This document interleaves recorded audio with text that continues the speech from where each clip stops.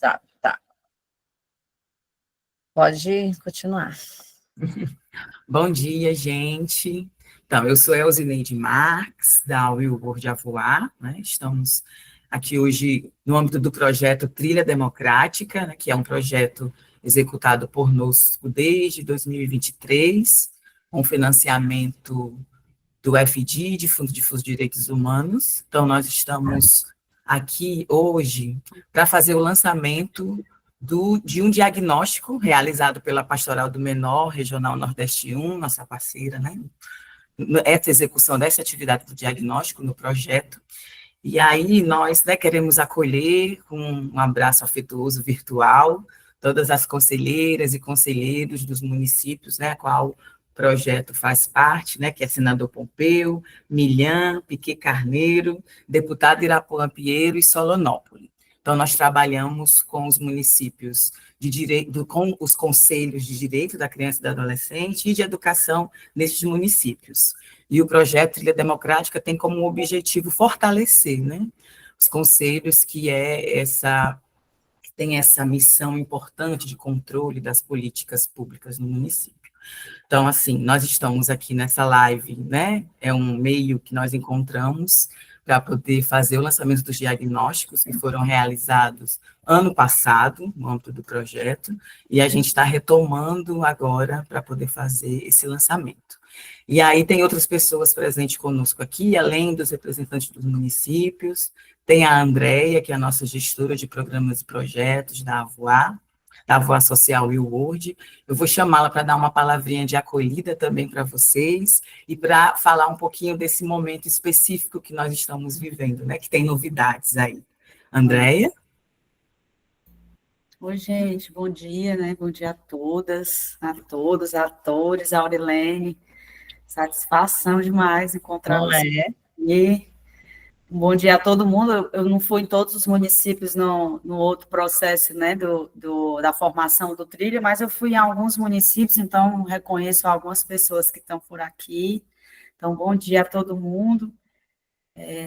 Para quem não me conhece, né, meu nome é Andréa. Eu sou Andréa Souza e eu trabalho aqui na Voar. A gente até, da outra vez, nas últimas reuniões, deu uma pincelada, assim, dessa mudança, né, da Voar Social, do nome Will World Brasil para Voar Social. Aí eu queria falar um pouquinho disso para vocês, né. A Will World Brasil já tem uma atuação aqui no Brasil já há muitos anos, desde Intervita, em 2009, depois 2014, como Will World Brasil, né, numa ação no interior, na zona rural, com organizações parceiras, que era a Pastoral do Menor, né, está aqui, como na época representava a pastoral, coordenava o projeto também, o SPLA, que é o Centro de Pesquisa e Assessoria, e a Caritas Diocesana de Crateús. Então, por muito tempo, a Will World Brasil financiou e era parceira em projetos, né, que estavam diretamente ligados a mulheres e às crianças. E com essa ação sempre de parceria nos municípios, né, parceria com as institucionalidades nos municípios, com as organizações da sociedade civil. E aí a Will World resolve, né, sair do Brasil esse ano passado, porque vai se dedicar a ações de emergência. A gente sabe que tem países, né, que estão em situações de emergência muito grande, como a Palestina, e outros países também de emergência climática, e resolve dar prioridade para esses países e sai das suas ações no Brasil, né? Paralelo a essa saída das ações do Brasil, a gente resolve tocar as atividades aqui e uma relação com a Will World, diálogo, né, de construção política, continua as ações aqui da Will World no Brasil, só que com outro nome, né, e com outra perspectiva, né, de projetos, de ampliação de projetos, de temas. Então, atualmente, a Will World Brasil não existe mais o nome, e nem atuando aqui no Brasil diretamente, e quem está atuando é a Voar Social, que somos nós. Então, continuam as mesmas ações, continuam as mesmas parcerias com as organizações, a gente continua aí na captação de recursos e desenvolver projetos juntos, né? Sempre pensando em parceria, sempre pensando em projetos junto com outras instituições, e nasce a Voar Social. Então, vocês estão vendo aí no nome aí da legenda da Avoar, o símbolo é um pássaro, né? Nesse olhar mesmo para o sertão, no olhar para o semiárido, é um nome que a gente consegue dizer, né? O nome português é Avoar, é mais tranquilo do que a gente dizer o Word, né? Apesar de toda essa parceria, a gente está aí, gente. Queríamos dizer a vocês que a gente agora vai se apresentar sempre como Avoar. Né? A gente passou por esse processo de diálogo com os financiadores e de informação do nome, da mudança de nome. Não muda o CNPJ da instituição, né? Não muda as relações políticas aqui no Brasil, nem no território, nem no semiárido, mas muda o nome. Né? Muda o nome Avoar, agora somos uma instituição brasileira, e dia 28 a gente está aí com um encontro aqui em Fortaleza que vai chamar algumas organizações também para apresentar essa mudança de nome. E continuamos trabalhando com os projetos que a gente já trabalha, né, com o tema das mulheres. A Voar Social trabalha com um projeto que chama Cunhã Crodia, um projeto só com mulheres indígenas. São 480 mulheres em 4 estados, um projeto de formação. A gente tem o projeto Trilha Democrática, né, que é um projeto muito importante para a instituição, porque trata, né, de conselhos, trata do Conselho da Educação, Conselho das Crianças e dos Adolescentes, que são pessoas, né, que nos seus projetos ao longo da história da WeWorld e agora a Voar vem colaborando. Trilha Democrática, a gente tem um projeto que se chama Sementes de Proteção, que trabalha com direitos humanos, né, um projeto que implementa sistemas agroflorestais, são 12 sistemas agroflorestais em Crateús. Então, é isso, a Voar está voando, né, nos territórios, nas ações, e acolher a todo mundo aqui, muita satisfação mesmo, que a gente acolhe o projeto Trilha, né, e tem essa relação importante com o Trilha, porque é um diálogo com conselheiros e conselheiras, né, eu gosto de dizer que o conselho ele é tão importante, né, quando chega na política pública, é um instrumento muito importante. Então, a gente olhar para um diagnóstico é entender como as coisas estão funcionando para poder atuar. Então, vocês, conselheiros e conselheiras, né, com essa oportunidade do lançamento do diagnóstico, poder ter essa ferramenta nas mãos, é importante porque vai dando embasamento a vocês para ir tocando, né, o lugar de vocês nos conselhos. E é isso, eu falo demais, agradecer a atenção, bom dia, um bom trabalho para todos nós, né? Gratidão, minha gente. Obrigada, Andréia. Então, também gostaria de acolher de forma especial o Paulo Vitor, que está aqui conosco, né, também representando o FDID, que é o nosso financiador. Então, de maneira calorosa, a gente acolhe você também, Paulo Vitor, conosco. Obrigado. No lançamento do diagnóstico. E também é nosso parceiro principal, né, na execução do projeto. E aí, então, gente, o Trilha tem exatamente essa caminhada, né, longa com vocês, desde 2023, era o Rosângelo, meu colega que estava conosco na coordenação, quem está aqui desde o início, né, das formações, lembra, recorda, ele já não está mais conosco aqui na nossa equipe, e aí eu, como coordenadora de projetos, né, da Voar, estou assumindo essa articulação do Trilha. Nós já executamos algumas atividades, iniciamos nessa ciclo de formação junto a vocês com o módulo 1 ano passado, e o diagnóstico foi uma das atividades que a pastoral realizou. E aí eu vou, assim, além de acolher todas e todos que estão conosco, né, em especial dos municípios, a Rose também, nossa da Pastoral do Menor, está aqui, eu estou vendo, tem outras pessoas dos municípios, depois a gente vai registrando a presença de vocês durante todo, né, o nosso momento do lançamento. E aí, eu já vou estar chamando a Aurilene, né, para estar fazendo o lançamento oficial do diagnóstico, que foi um trabalho bonito, né, que a Pastoral realizou. Já alguns conselheiros mudaram, porque quando a gente retomou, teve, de fato, esse hiato no projeto, né, porque o FDID tem uma dinâmica própria de avaliar a liberação de recursos, e aí, às vezes, dá umas pausas no projeto. Nós estamos, nesse momento, exatamente aguardando a liberação do nosso plano de trabalho para a retomada do projeto. E aí nós, né, resolvemos fazer o lançamento virtual, já que já tem um tempinho, né, que foi realizado o diagnóstico, mas a gente pretende retornar ao campo assim que possível, e aí nós vamos levar o diagnóstico impresso para cada município, para vocês também terem, né, ele de maneira física, que a gente acha que é muito importante para vocês terem. E aí, quando a gente retomar as formações, nós vamos estar dialogando com vocês sobre as melhores datas, para a gente retomar o curso de formação dos conselhos, né, junto da Olga, que ela também estava conosco aqui, que é a nossa formadora.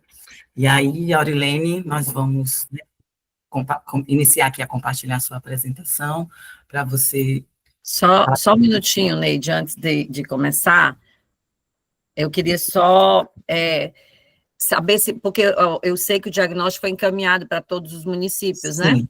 Eu queria só, aí eu não vou conseguir estar vendo as manifestações de vocês, que eu vou estar olhando lá, tá focada, aí eu queria pedir você, Neide, para me ajudar só se tiver alguma pergunta, alguma coisa, mas eu queria saber quem daqui, aí vocês podem levantar a mãozinha e botar o dedo, alguma coisa, né, para a gente ver, conseguiu dar uma olhada no diagnóstico do seu município. Quem conseguiu dar uma olhada? Levantar aí o dedo para eu dar só para eu checar como é que está isso. Certo, tá bom. Ok, só o Júnior. Tá, a Carliane também, ok. Ok, só vocês dois, tá bom. Acredito que os outros é por conta desse ato aí que a Neide falou, né? Tem um tempinho, foi janeiro de 2024, a gente já está finalizando praticamente agosto.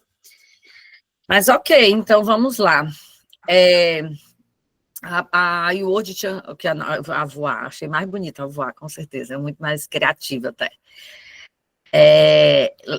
Convidou a Pastoral para tocar, né, esse projeto da construção do diagnóstico, foi uma experiência muito ímpar também para a gente.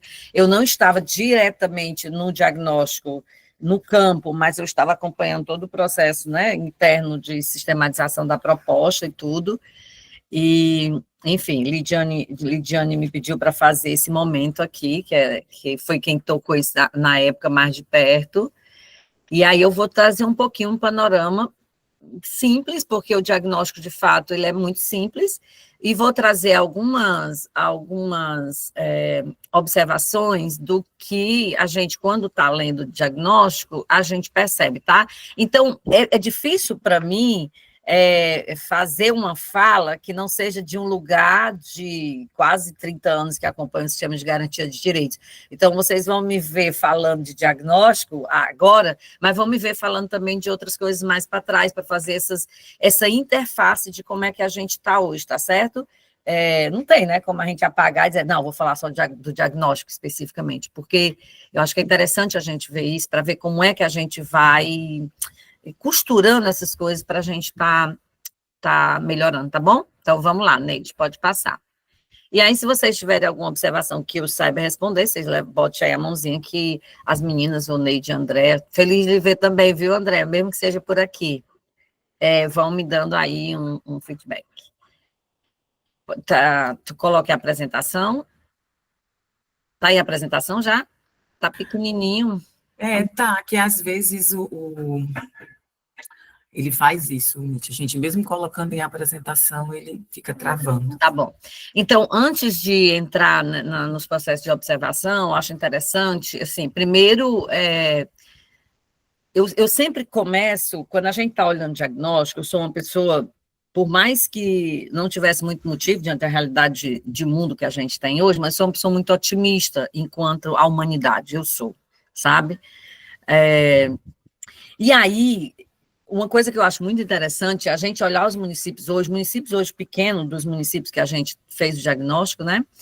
E a gente pensar assim, o município hoje ele tem um CREAS, ele tem um CRAS, ele tem um CAPS, ele tem, né? Vai depender aí do porte do município, ele tem o posto de saúde, ele tem o atendimento básico de saúde, ele tem coisas que, se a gente for pensar há 30, 40 anos atrás, a gente não tinha.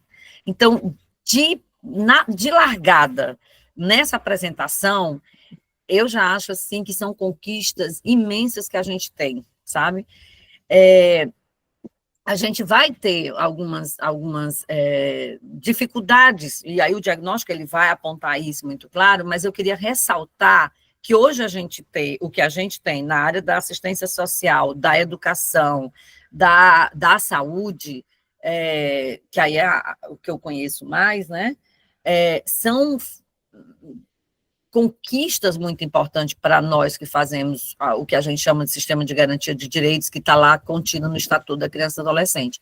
Então, acredito que cada um de nós que estamos aqui, inclusive, né, o representante do FDIT, que compõe o sistema de garantia de direito, né, como MP, como fundo, e quem está lá na ponta, como conselheiro tutelar, conselheiro de direito, técnico da Secretaria de Saúde, Educação, da assistência, enfim, nós compomos esse sistema e a gente é que tem que fazer de tudo para fortalecê-lo. Quando eu digo a gente, não só a nível pessoal, mas a nível de política também. Então, eu queria começar fazendo essa fala, porque, às vezes, quando a gente se depara com as dificuldades, e aí a gente encontrou algumas coisas no diagnóstico, a gente pode pensar assim, puxa vida, a gente faz tanto, né? Mas é porque é difícil mesmo, né? É difícil a gente garantir direitos numa sociedade tão desigual. E aí, eu falando da nossa sociedade enquanto Ceará, a segunda, eu acho que é o segundo estado, saiu isso recentemente, de maior desigualdade social do Nordeste e do Norte, né? Perdendo aí só para Pernambuco, né? Estão ali empatado o número de concentração de renda. Então, a gente está falando disso, nessa briga de foice que a gente vive há muitos anos, que é das políticas sociais, certo? É a fatia de bolo onde todo mundo quer um pedaço, mas, infelizmente, não quer um pedaço para melhorar, quer um pedaço para tirar, e vocês que estão no município fazendo a política sabem disso melhor do que eu, do que a AVOA e do que a Pastoral, né, e do que o FDIT. Enfim, dito isto, eu queria trazer algumas considerações do diagnóstico para a gente pensar até como é que a gente consegue dar pulos ou saltos ou pensar estratégias para superar isso, sabe? E não estou dizendo que é fácil, tá? Eu estou dizendo que a gente precisa fazer esse movimento, porque senão, se a gente fizer diagnóstico daqui a 10 anos, daqui a 5 anos, a gente não consegue avançar. E quem está aqui hoje somos nós, então somos nós mesmo que vamos ter que arregaçar as mangas, tá certo? Pronto, aí os municípios, né? Neide já colocou, aí vou trazer alguns tópicos só para a gente ver. Esse diagnóstico, ele vai apresentar o que foi colhido a partir do projeto da Trilha Democrática, desenvolvido pela IURD hoje, a voar, nesses 5 municípios, né, do Sertão Central, que já é uma outra dificuldade também, né, por conta das condições também, quem acompanha isso, lembrando muito das discussões nossas lá na época do Projeto Grande, que é difícil, né, quando tem a seca, quando tem tudo, quer dizer, parece que tudo fica mais difícil. Então, não é um contexto fácil, é um contexto árido mesmo, tá certo? A Carliane, ela levantou a mão, eu não sei como é que a gente faz, se eu sigo ou se a gente vai parando, acho que dá para parar, né, só tem ela, e aí se for uma pergunta, Carliane, pode fazer.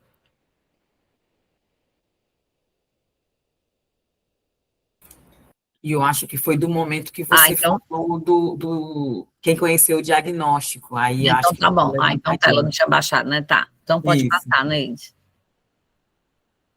Pode passar. Pronto. Aí eu queria fazer algumas observações gerais que os 5 municípios eles vão trazer. Um com menos força, mas os outros 4 com bastante força.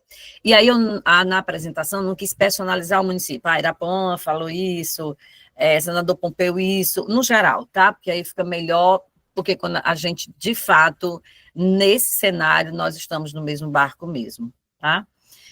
Uma grande questão que se coloca é a questão da dificuldade da intersetorialidade, ou seja, essa é uma discussão que ela não é nova, ela é uma discussão recorrente. Eu lembro que uma vez a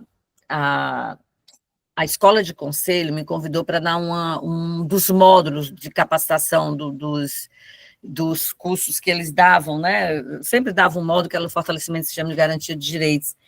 E isso 2000 e, sei lá, 8, 10, por aí, 11, a gente já identificava naquela época essa questão da intersetorialidade. E a gente dizia assim, qual é essa reflexão é interessante para que a gente possa pensar hoje no lugar que a gente está.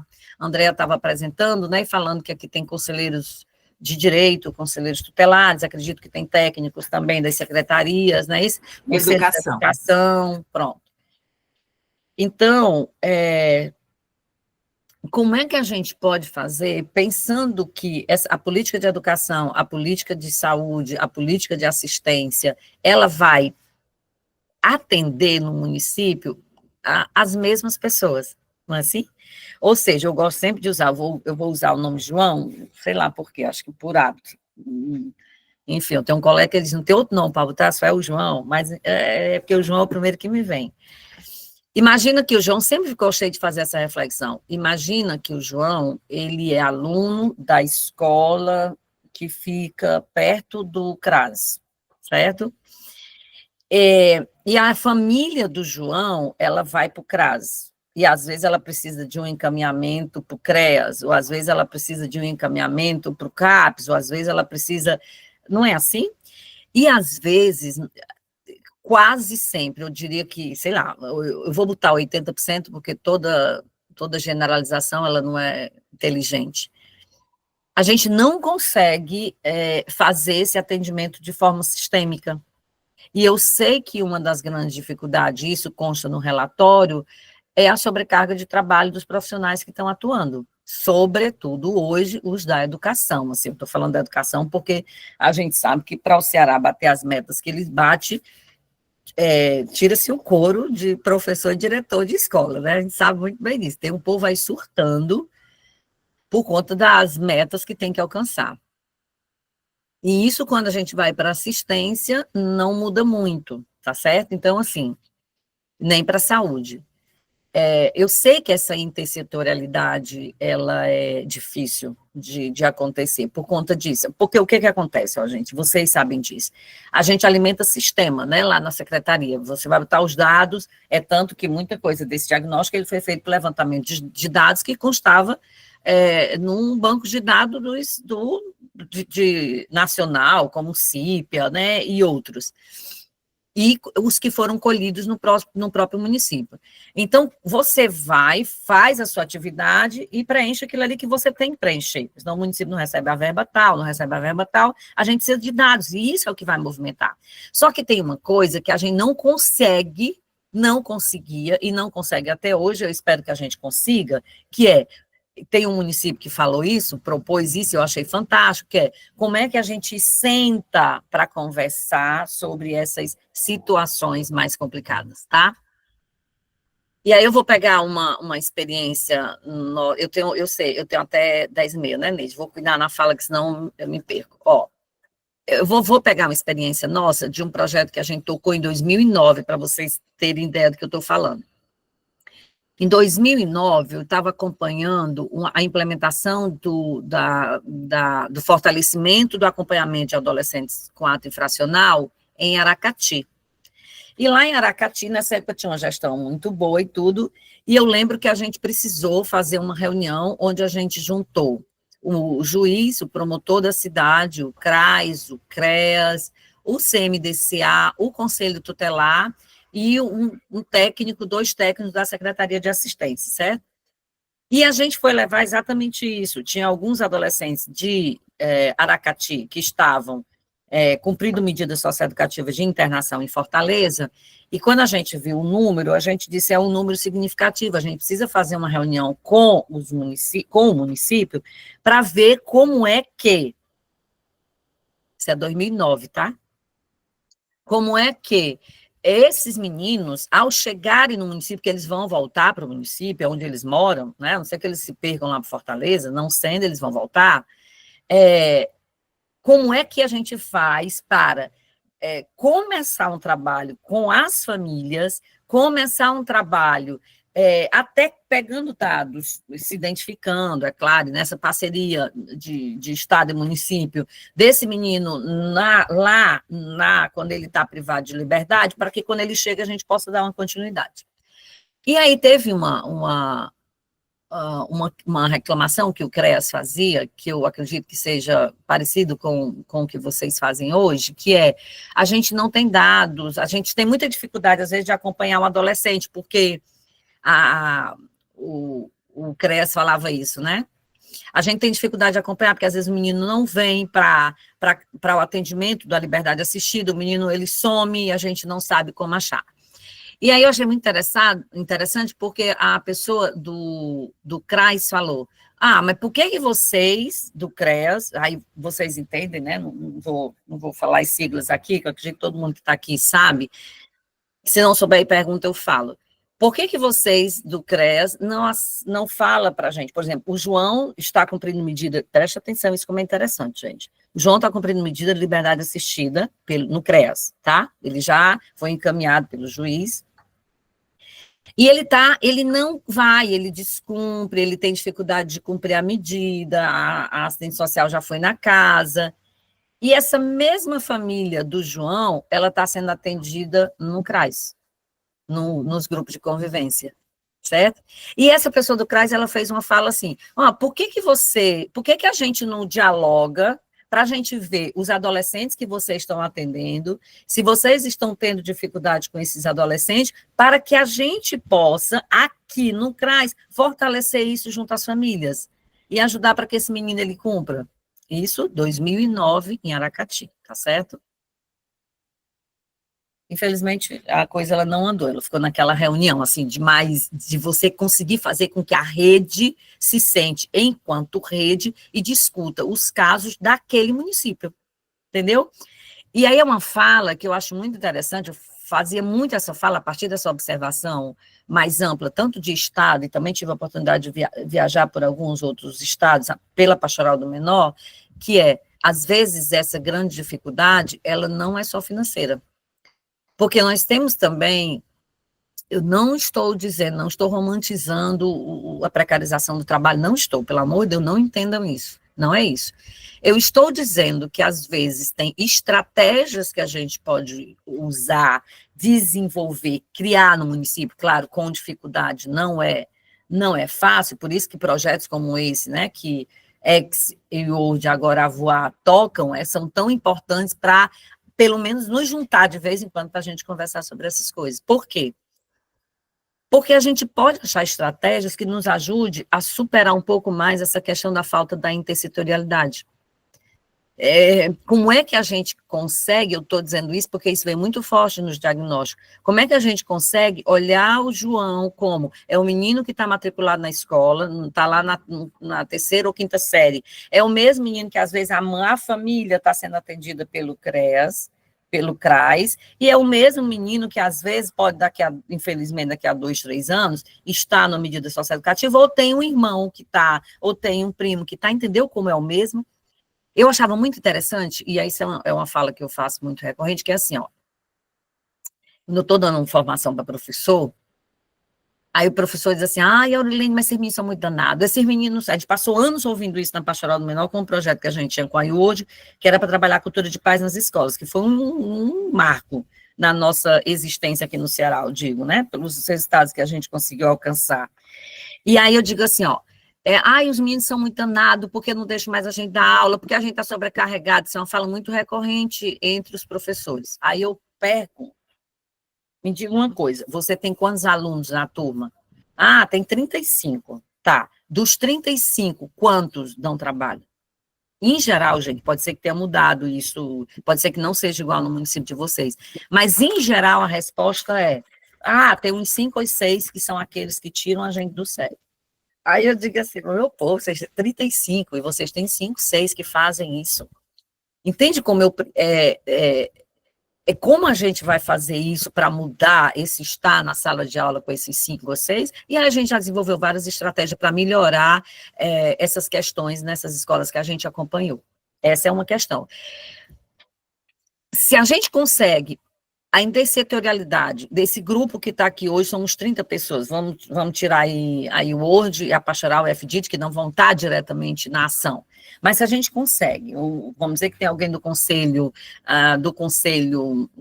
de direito aqui, que diz assim, pois eu vou puxar aí uma discussão com a assistência, a saúde, né, a educação, para a gente criar uma reunião bimestral ou mensal, para a gente ver esses casos mais críticos que tem no município, porque sempre tem uns casos mais críticos que os outros, certo? Vocês iam me dizer como vocês iam melhorar essa questão do olhar sobre esse sujeito que usa esses equipamentos, que faz uso desses equipamentos, tá certo? É isso que veio muito forte. É necessário fortalecer a comunicação da rede de proteção. É extremamente necessário, meu povo, por quê? Porque nós somos poucos na linha de frente, né? Você chega, tem um município que colocou isso, eu sei disso, porque a gente acompanha a escola, é assim, ó, é uma técnica na Secretaria de Educação, se eu estiver mentindo, vocês me desmintam, é uma técnica ou duas, certo? Que são os mediadores de conflito que vão atender uma demanda, às vezes, de 11, 14, 20, 30 escolas, não é não? Isso não vai dar certo, não funciona, a gente disse, não funciona, certo? Primeiro, por quê? Porque ela não vai conseguir dar conta em cada escola, porque a escola, ela é viva, todo dia está acontecendo coisa, e ainda é bem que ela é viva, porque se ela não for viva, a gente está ferrado, né?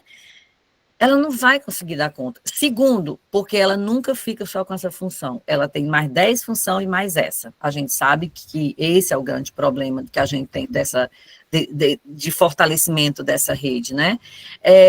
Outra coisa que veio muito interessante que eu achei, é preciso conhecer a realidade que se pretende intervir.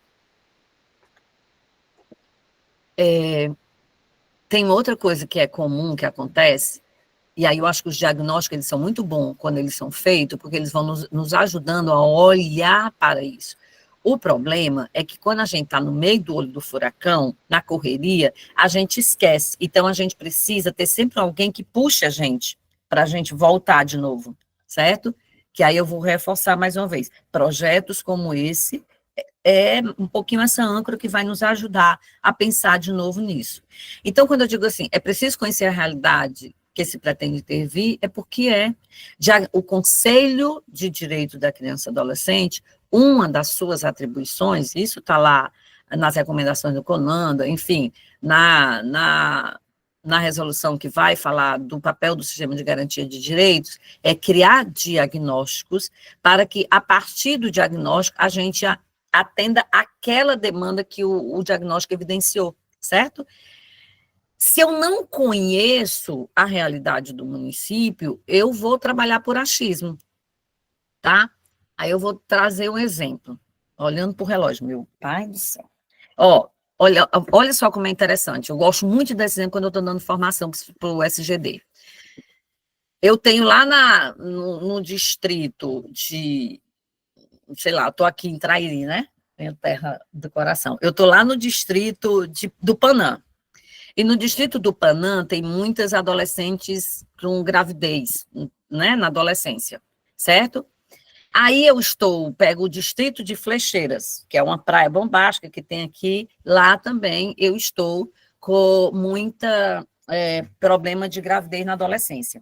Se eu não conhecer qual é a causa da gravidez na adolescência lá no Panã, e não conhecer qual é a causa da gravidez, eu estou falando né, a gente sabe o ato, mas eu estou falando do que está por trás do ato, eu vou dizer que é tudo igual, que infelizmente é o que as nossas políticas elas fazem, elas tratam tudo igual.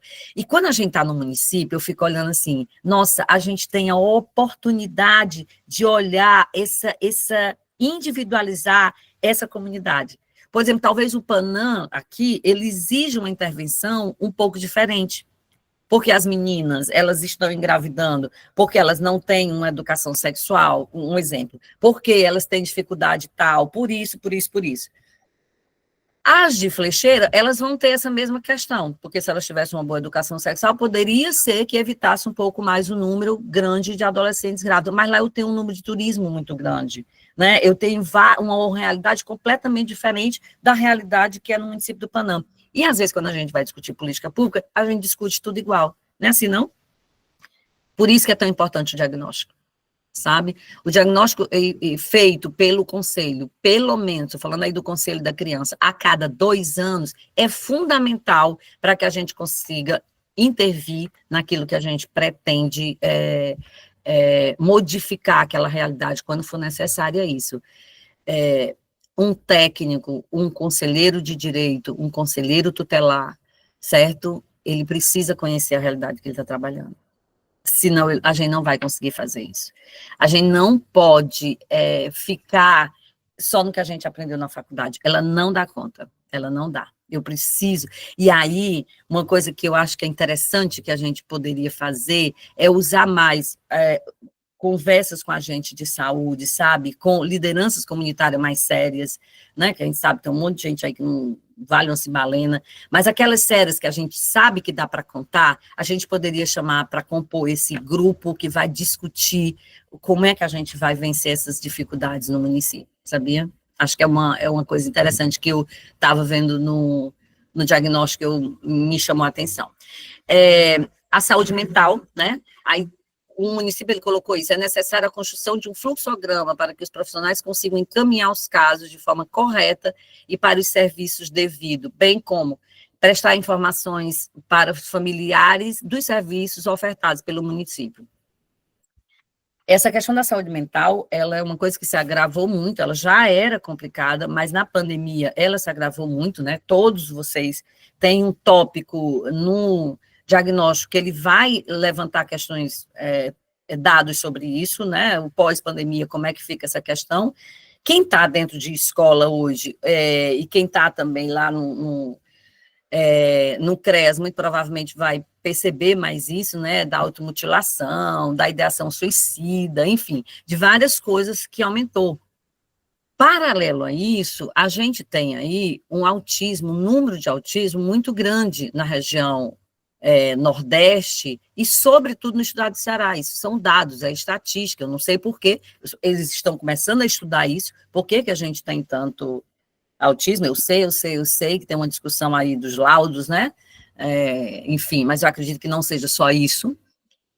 Então, como é que a gente pensa, e aí a gente precisa, quem está na ponta trabalhando com isso, precisa se debruçar sobre esse, eu vou chamar de fenômeno novo, porque a gente vai precisar lidar com isso, né? Nos nossos espaços de atendimento, seja na escola, seja no CRAS, seja no CREAS, seja no atendimento num conselho tutelar, seja quando eu estou sentada na cadeira de conselheira de direito, que preciso pensar a política, que preciso avaliar as políticas. O conselho de direito, ele faz isso.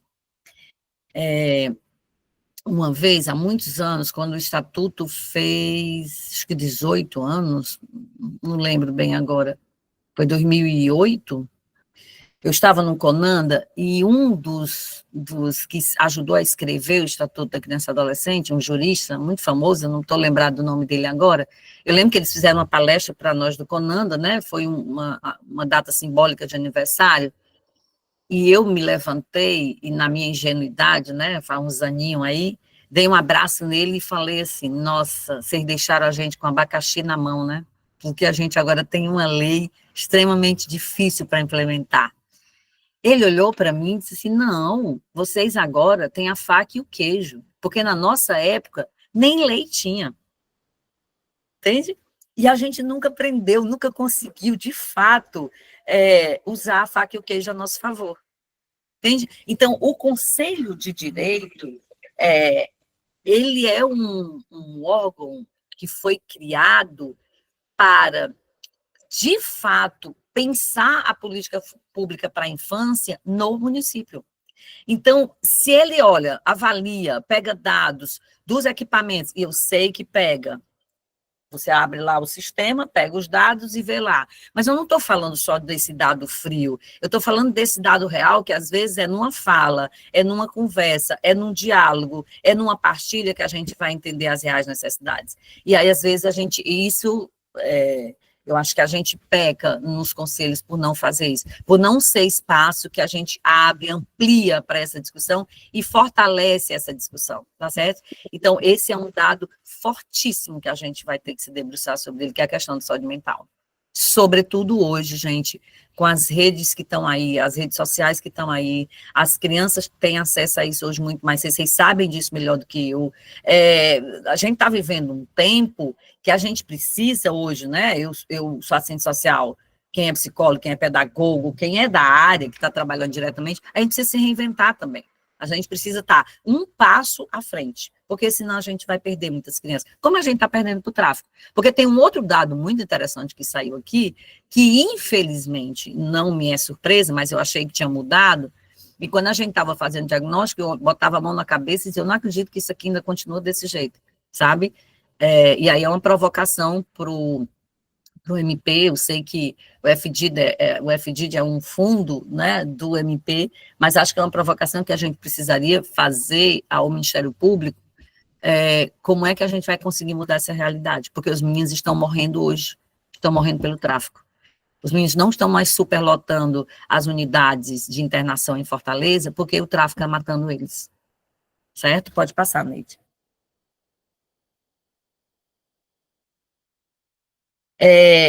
Aquela coisa que eu colocava, né, um dos municípios colocava isso, e isso é muito comum, um profissional para 11 escolas traduz essa sobrecarga de trabalho. Às vezes ela diz assim, olhava para ela e dizia assim, Aurelene, como é que eu vou dar conta? Não tem como dar conta. E eu dizia, não tem mesmo, você vai lá fazer um paliativo.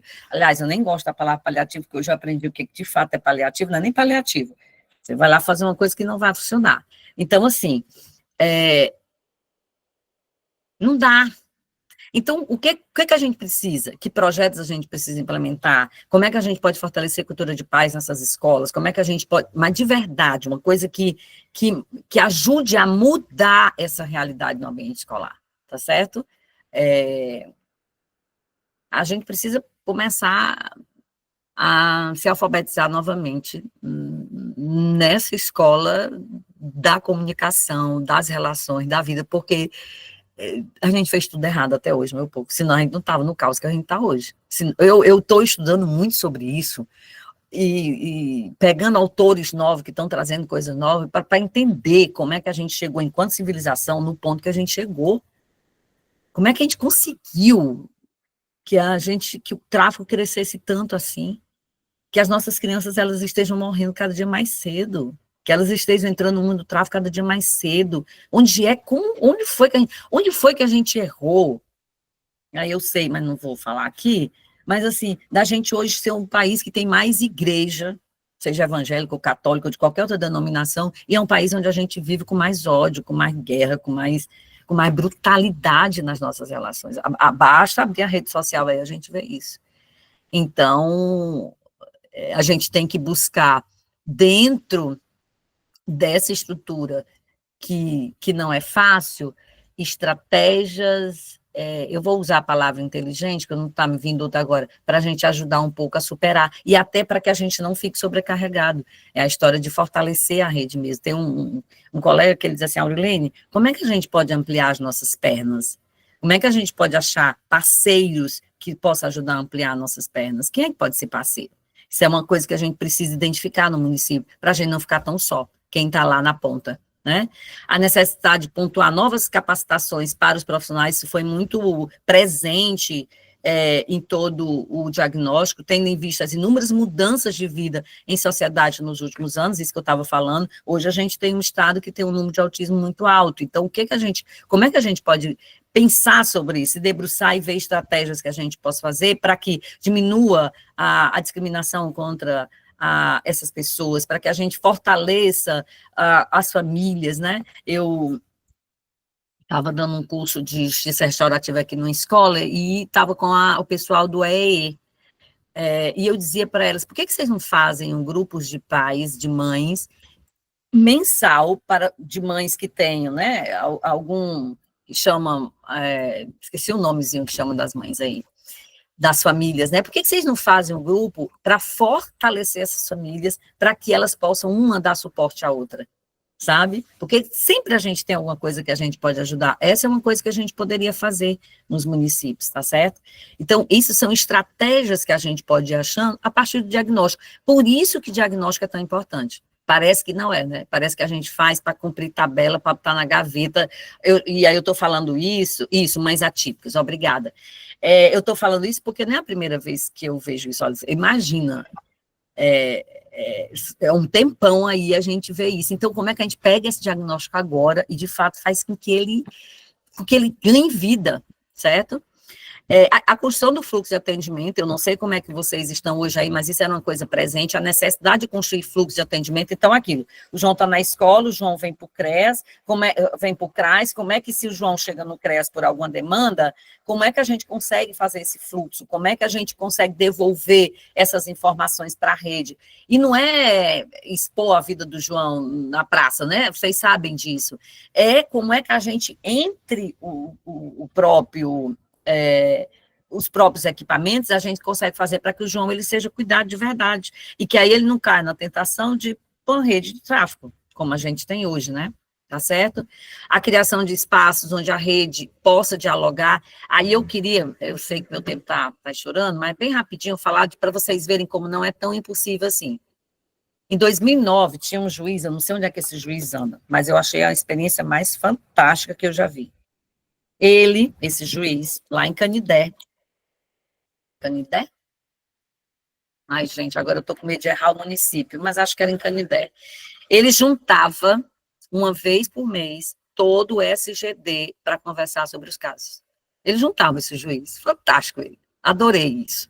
Ele chamava a coordenadora de CRAS, ou um representante de CRAS, de CRES, Conselho de Direito, Conselho da Criança, da Educação, da Saúde, tudo que tinha ali, ele juntava, fazia uma reunião, um grupo grande, e ali nós vamos discutir os casos, com o juiz lá presente. Isso durou mais de ano lá. Era muito interessante, porque quando tinha uma demanda que o CRES, por exemplo, estava fragilizado, porque não tinha um carro, porque não tinha não sei o quê, e a secretária, alguém da secretaria estava lá, imediatamente a gente vai, como é que a gente vai fazer para resolver isso aqui? Porque esse equipamento não vai poder ficar. Então, na hora, eles iam resolvendo as coisas, sabe? Às vezes, quando a gente encontra no município uma parceria dessa, dá um bom resultado, viu? Não sei por onde ele anda, se vocês souberem quem é eu não sei, porque faz muito tempo, mas adorei essa experiência. Essa criação do espaço para a rede dialogar, ela é fundamental. E aí, se não tiver um outro órgão que puxe, o CMDCA pode ser o órgão que puxa. Eu sei, Aurilene, mas a gente já tem as nossas reuniões. Tem, mas você pode provocar também que tenha esse encontro intersetorial para que a gente discuta, pelo menos aqueles casos mais gritantes que o município tem, porque sempre tem. A dificuldade do trabalho com as famílias também aparece como um grande obstáculo para as equipes profissionais. E aí eu vou fazer um parêntese aqui, como assistente social, tá? E como colegas que eu já observei, eu não posso falar das outras áreas, mas às vezes eu vejo assim, ó, a gente quer muito, a gente tem uma dificuldade, primeiro às vezes, a hiperfragilidade que essas famílias estão, né? Mas, às vezes, também, gente, tem um olhar da gente a partir da minha família Margarina, aquela família, né, que bonitinha, que às vezes eu vou chegar lá e eu quero encontrar aquela família. Neide, eu tenho mais o quê, 10 minutos? Podemos dar mais 10 minutinhos, porque tem o final, né? O fechamento, que a gente quer ir até às 11, então a gente quer facultar um pouquinho a fala também. Tá bom, então deixa eu só contar essa experiência aqui. Então, conclua aí em 10 minutos. Então, estou falando de família. Uma vez a gente estava fazendo uma visita numa comunidade Tancredo Neves, a Rose, que daqui até conhece. E essa família não tinha nada, a comunidade se organizava para ajudar. Inclusive, Rose era uma das que ajudou muito lá. E era uma mãe que levava a filha para a exploração sexual da BR-116, e a gente atendia o irmão dessa mulher que levava, que era filho de uma senhora. A gente atendia ele na Liberdade Assistida, a gente tinha um programa de Liberdade Assistida. Era uma outra irmã, viciada em crack, que engravidou. Era um pai alcoolista que saía para pescar, para vender alguma coisa, não chegava com dinheiro em casa. Era uma família completamente disfuncional, e eles tinham 2 crianças lá. o pai dessas crianças morava no interior, diziam que ele era traficante, enfim. E a gente olhava aquela família e a gente dizia, meu Deus, não tem nada. Essa mãe, para piorar, teve um derrame e ainda ficou numa cadeira de roda. E um dia eu entrei nessa casa, eu não fazia atendimento, eu só acompanhava as ações do projeto, e eu entrei nessa casa, era quase 11 horas da manhã, não tinha comida, um rato passando por cima do fogão, eu saí de lá chorando, porque eu não aguentei, eu fui chorar na rua, eu não aguentei olhar aquela cena, e a gente olhou para a menina, uma menina linda, depois eles perderam a guarda das duas crianças, uma menina linda, e a gente olhou para ela e perguntou para ela, você quer sair daqui? Você quer ir para um lugar onde você possa ser cuidada? Ela olhou para a gente e disse, não, porque eu amo a minha avó e eu quero ficar com ela. Entende? Então, às vezes, a gente vai com esse nosso olhar de que ali não tem nada. E ali tinha amor. Da avó pelos netos e dos netos pela avó. Então, às vezes, a nossa dificuldade, para além de todas essas que eu estou falando, a nossa dificuldade também é encontrar nessa família um ponto que possa nos ajudar a fortalecer. Então, o que é que eu preciso fortalecer nessa família? Esse amor da avó e dos netos. Tá certo? Eu estou dizendo isso para a gente olhar, o nosso olhar sobre a família também, tá? E aí eu vou fechar com isso, que é a situação do ato infracional.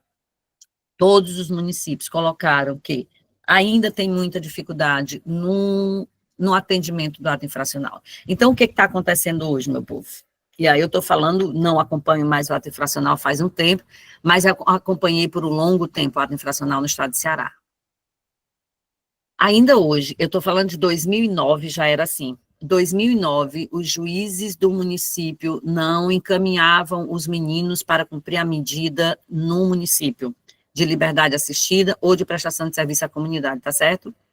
Eu, lendo esse diagnóstico, quando as meninas foram fazendo e eu estava acompanhando, eu dizia, eu não acredito que ainda hoje isso aconteça. Tem vários relatos dos municípios, dos CREAS, dizendo, não, a gente não recebe. A gente até tenta, foi lá na vara, perguntar, cadê os meninos, por que não chegam no CREAS, por que não é encaminhado, já que o CREAS é quem vai fazer, eles que não têm, que hoje os crimes são muito mais graves, então não vão encaminhar, encaminha direto para a privação de liberdade, e assim a gente não sabe onde é que os meninos estão. E eu fiquei olhando assim, aí tem outro município que diz, não, a gente não tem nenhum caso de encaminhado, a gente não tem nenhum caso de ato infracional. Na verdade, os casos têm, né? Porque ato infracional é violação da lei. E, infelizmente, hoje, em nenhum município do Brasil, quiçá do Ceará, não tem adolescente envolvido com ato infracional. Infelizmente, eu digo.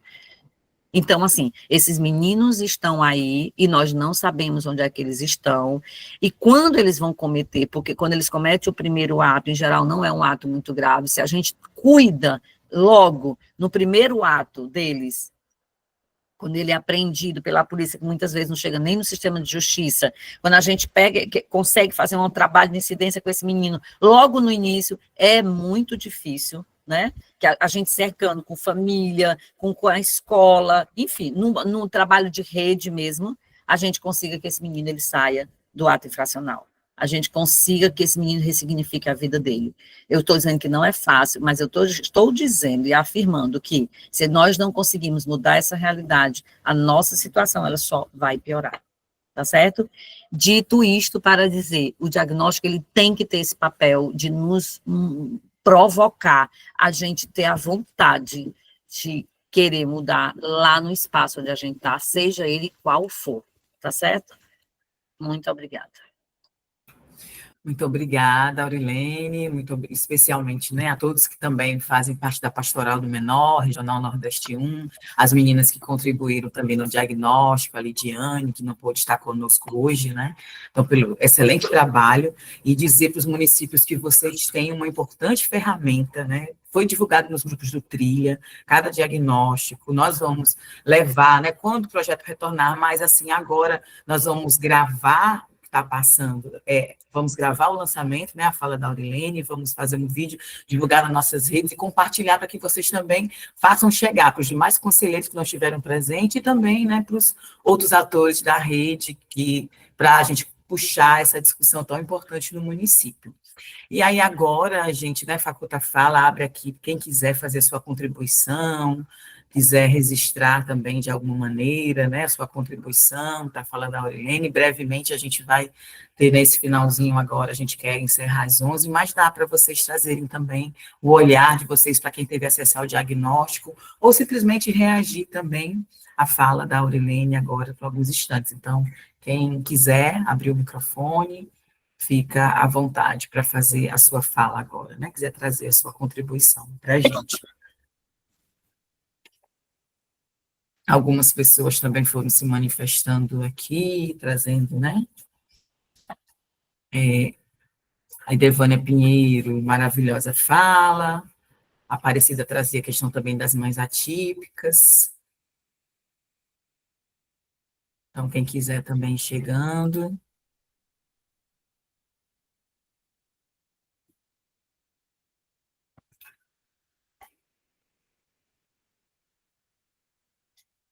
Ou usar o chat também, para fazer alguma pergunta, alguma colocação.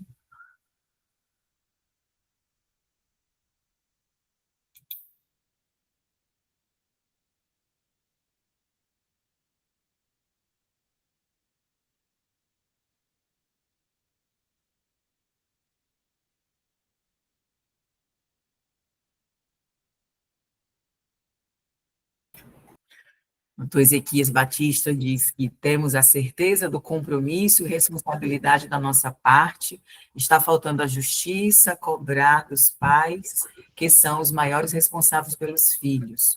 Hoje, não tem limites, fazem o que querem. Não, sem dúvida, a família tem um papel importantíssimo, né? Mas aí eu não sei se estou muito de acordo com. Eu estou muito de acordo com se é só a justiça que tem que fazer, sabe? Eu acho que é um processo também de resgate dessa família, porque não é fácil para ninguém, não. Então, quando eu falo do fortalecimento da intersetorialidade, é até pensar como é que a gente pode fazer para, só em último caso, a gente aciona a justiça, né? Porque senão a gente vai judicializar tudo e aí não vai dar legal.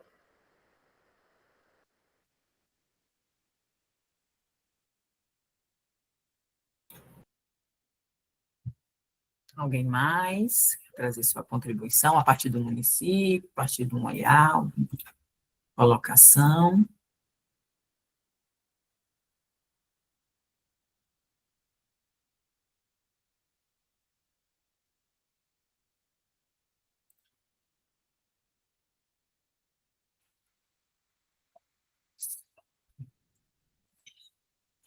Então, a gente segue, né, dizendo que a gente vai seguir com o projeto, né, Trilha Democrática, assim que possível. A gente tem as formações que a Olga, a nossa assessora, está ministrando para os conselheiros de direito e da educação nos municípios, sobre gestão pública, ciclo do orçamento, controle.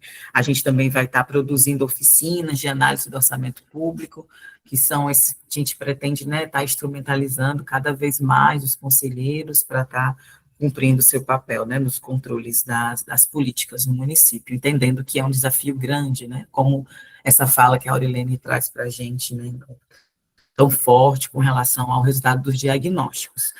E aí, enfatizando mais uma vez que os diagnósticos de forma virtual estão nos grupos do projeto. Então, assim, quem não está no grupo diretamente, procure os articuladores dos conselhos, que são as pessoas de referência para a gente nos municípios, tem essa missão de estar compartilhando os diagnósticos também. Então, tomem consciência desse instrumento que já é, né, difícil, a gente entende que tem os desafios para os conselheiros pararem para estar criando, fazendo esses levantamentos e terem acesso a esses dados. Então, o projeto, né, fez esse trabalho que ficou primoroso, tá realmente muito legal. Os diagnósticos nos mostram, né, essa realidade da infância, nos municípios de vocês, da infância e da adolescência, dentro, né, desse campo do direito e da educação também, a gente tem os dados, então estão aí disponíveis, utilizem, né, esse diagnóstico de maneira consciente para poder estar divulgando aí. E assim que possível, a gente retorna, né, com o Trilha, esperando a participação de todas e de todos, e agradecendo também por vocês estarem aqui conosco até o final, na live, escutando, né, a fala da Aurelene. E aí, agradecendo de maneira especial também ao Paulo Vitor, né, do FD, do Fundo de Defesa dos Direitos Difusos do Estado do Ceará, nosso parceiro no projeto. Não sei se o Paulo Vitor quer trazer alguma fala, quer fazer também alguma consideração a partir do FDID para a gente, deixar aqui registrado, né, o nosso agradecimento pela presença na live e também, né, pelo importante financiamento do projeto conosco da AVOA. Então, é isso. A Auri quer fazer alguma fala final de fechamento? Não, eu quero dizer, meu povo, que não é fácil, não, mas é tão bonito quando a gente consegue, e eu sei que vocês conseguem, sabe? Eu tenho certeza que se a gente abrisse aqui para partilha, cada um de vocês que está lá na ponta, fazendo, tem uma história bonita para contar. Então, vamos embelezar essas cidades com histórias bonitas para contar. Por isso, essa chamada de diagnóstico não é para nos entristecer, mas é para nos animar e dizer, cada dia mais a gente tem que embonitar as nossas relações, as nossas cidades, sabe? Os nossos afetos, os meninos que a gente atende, as famílias que a gente atende, nós mesmos. Então é isso. Vamos continuar. Eles estão tímidos agora, mas quando a gente está nas formações no município, o pessoal participa bem, traz, né, os desafios, os casos que eles têm no cotidiano, né, do atendimento desse trabalho, para quem lida diretamente no atendimento de criança e adolescente, sabe que é um trabalho muito desafiador, é bonito, mas é desafiador. Então, assim, a gente agradece, né, para quem sabe que encara esse trabalho também como missão de vida, a gente conhece tantos técnicos e técnicas que estão a serviço, né, da rede, da educação, do direito da criança e adolescente, conselheiros tutelares, né, todo mundo, todos os nossos colegas da rede, tem essa missão, né, de vida mesmo, enquanto trabalho. Então, agradece a cada conselheiro, cada conselheira que está aqui conosco, né, no lançamento do diagnóstico, e enfatizando que está aí nas mãos de vocês, está lançado, né, o diagnóstico, e que assim que possível a gente retorna com Trilha Democrática no território, vou estar entrando em contato com os articuladores e articuladoras dos conselhos, para a gente poder retomar a agenda de formação e estar de volta na nossa trilha democrática. Então, fica o meu abraço carinhoso aqui. Vai fazer foto não, Neide? Sim, a gente já fez alguns prints, mas vamos fazer, se quiserem abrir a câmera também é bom, Aurelene, bem lembrado, para a gente poder fazer uma foto final. Quem puder abrir a câmera para a gente poder registrar uma fotinha aqui, pedir que a nossa comunicação faz. Não. Fazer o X. A gente poder também deixar registrado para divulgar. Tá certo, ok. Já registramos a presença aqui através do chat, né? Vocês já colocaram o nome, município e o conselho, está registrada a presença. Então é isso, gente, né? Foi muito bom. Muito obrigada, Aurelene, mais uma vez.